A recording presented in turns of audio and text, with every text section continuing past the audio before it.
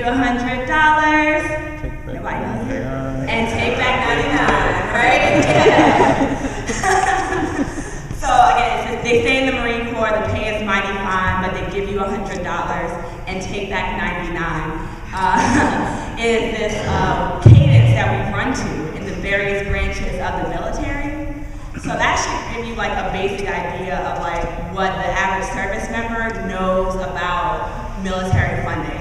And they know that they give us $100 and they take back 99. And on the public sphere, there's this idea that we have to support the war, support the troops, fund the troops. But 1 in 3 service members said they can't see a mental health care professional while deployed when they need to. And suicide is up 150% since 2001. So like, there's this, what is it that we're spending our money on? Because it's certainly not the care of service members if they're killing themselves at higher rates than they can be killed in the war. It can't be rape prevention if you're more likely to be raped or sexually assaulted by a service member when you're serving. It can't possibly be child care and family services because so many service members who are E5 and below are working secondary jobs to then pay for supporting and sustaining their families. So what is it that we're spending our money on? One of the things that led me to Iraq Veterans Against the War was I saw this documentary film called Iraq for Sale, in which Jeff Millard, I think, was in that film talking about something called a no-bid cost plus contract. And that no-bid cost plus contract means that some company, without having to bid on the contract the way most government contractors have to do, they just get the contract to do a service at a certain rate and then also return a level of profit off of that service. So we could say it costs us $100 to do this bag of laundry, and then we get 20% off of that cost. So like, where in the world does it cost $100 to do a bag of laundry? In Iraq and Afghanistan if you're a service member. It doesn't cost me that, but it costs you that in the form of your taxes. I guess it costs me a little bit of that since as a service member, my pay is also going in to pay my pay. So, and so like those are like some of like the misconceptions about like what service members are spending their money on. Also, I know a lot of folks have heard recently about potential government shutdowns and what is going to happen with pay and things like that. A lot of service members are now concerned as to whether or not they're going to be paid on time. I was talking to a group of my friends who are still serving right now, and their like big concern is, what if we don't get paychecks? How's that going to affect our daily lives? They still have to show up to work, even though contractors that they're working with have been told if they are furloughed without pay that they don't have to arrive to work. So again, that's supporting our troops one more time there. What else are like some like the misnomers about? I guess like the general thing about where people in the military, what communities are we often coming from? I don't know, or I've never met anybody during my service in the military who came from a family that could have put them through college, that came from, at least not in realistic rates, that came from a family that could have provided them an avenue to like go to Europe and find themselves for a while instead of like traveling through the Greek or So these are the same communities that are being affected by our military spending are the communities that are the communities of people who are serving in the military. So Iraq Veterans Against the War seeks to bridge that gap between what it means to be part of your community and also part of the service members community. I don't know if anybody's ever spent time in a base town. How many folks have ever been to a base town? We call it base town, a place where like the largest thing in the area is a base. Usually what's there besides the base is a Walmart, a few car dealerships, and a cash advance place, and a few like fast food restaurants. So it's not like Saxoff Fifth is down the street from most base towns. So like service members are poor workers and they don't even know it. And there's this idea about, you get all this medical care, free benefits and stuff like that.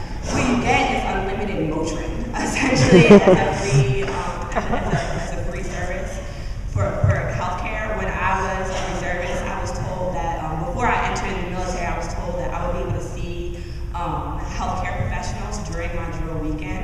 The only way I was allowed to see a healthcare professional during my drill weekend is if I was assigned to, meaning that something came up in a regular rotation of combat readiness, things that they needed to check. Meaning they needed to make sure my teeth weren't going to fall out in case they needed to deploy me. They needed to make sure I didn't have HIV in case they needed to deploy me.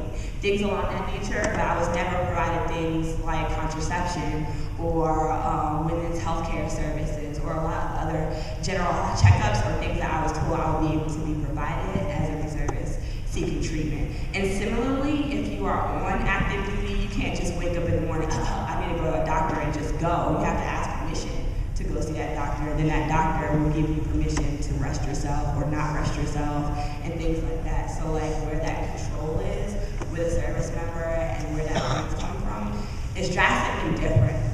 So when we talk about supporting our troops, that definitely does not mean support war funding by any stretch of the imagination, because what war funding is not support money for troops.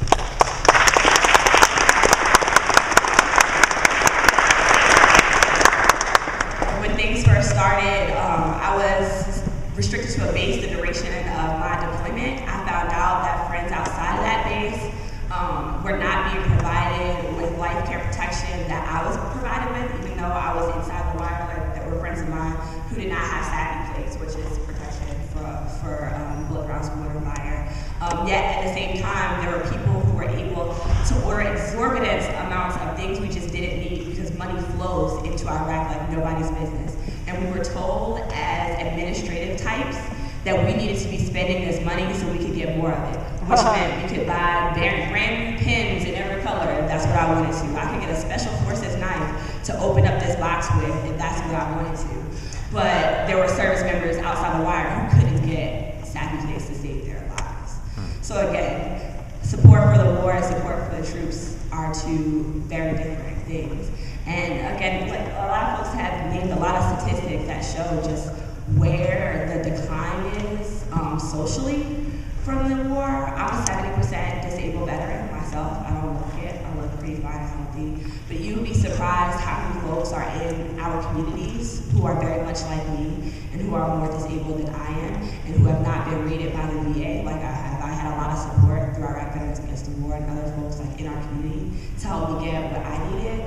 But right now, veterans compose of any group of persons the highest number of folks who are homeless. Correct me if I'm wrong, our homeless expert over there? Yeah, that's correct. So, despite, again, all of these things that they say support our troops, we need to fund the war, service members directly are not getting the services and care that they need.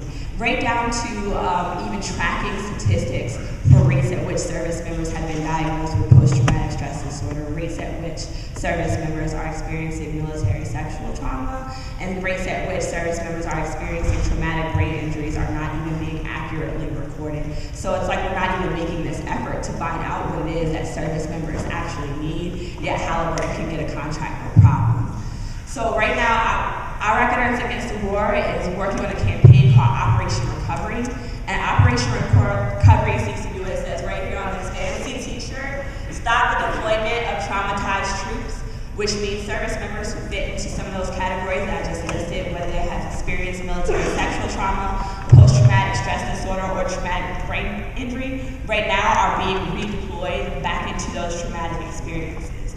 And what that means on a tangible level, right now we're not sure how many folks have been diagnosed with PTSD because they're not, again, keeping accurate numbers, but that the estimated rate is between 20 and 60% of deployed service members are dealing with some sort of trauma, which means if we can stop that 20 to 60% of service members from having to deploy, we remove that force from the war machine essentially, and it can't function and participate or can't carry on this war without that 60%. So right now we're asking Congress to open up a congressional inquiry into the personnel readiness of troops. There are several commanders who IVAW has identified who have been flagrantly violating regulations around troop deployments and readiness for service members and their care. And we're asking Congress to investigate these issues because, again, like I said, support for our troops does not mean support for the war. Support for our troops means exactly the opposite, bringing them home.